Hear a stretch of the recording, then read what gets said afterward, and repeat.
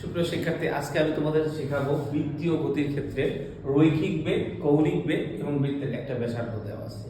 তো রৈখিক বেগের ক্ষেত্রে এর সম্পর্কটা কি দাঁড়াবে এবং কেন দাঁড়াবে? আমরা জানি বেগ হচ্ছে ভেক্টর রাশি।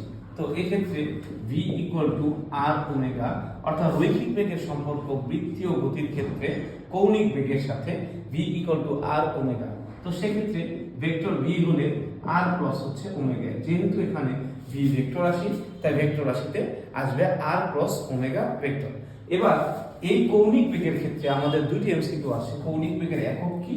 কৌণিক বেগ হচ্ছে একক রেডিয়ান, রেড, অর্থাৎ রেডিয়ানকে আমরা রেড দ্বারা প্রকাশ করে থাকি, রেড পার সেকেন্ড, এবং মাত্রা আসবে টি inverse.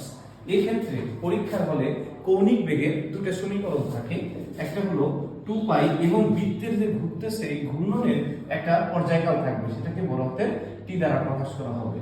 2 pi 1/t equal to 2 pi a, আর এখান থেকে আসবে n/t, অর্থাৎ এই হচ্ছে কৌণিক বেগের সম্পর্ক রৈখিক বেগের সাথে।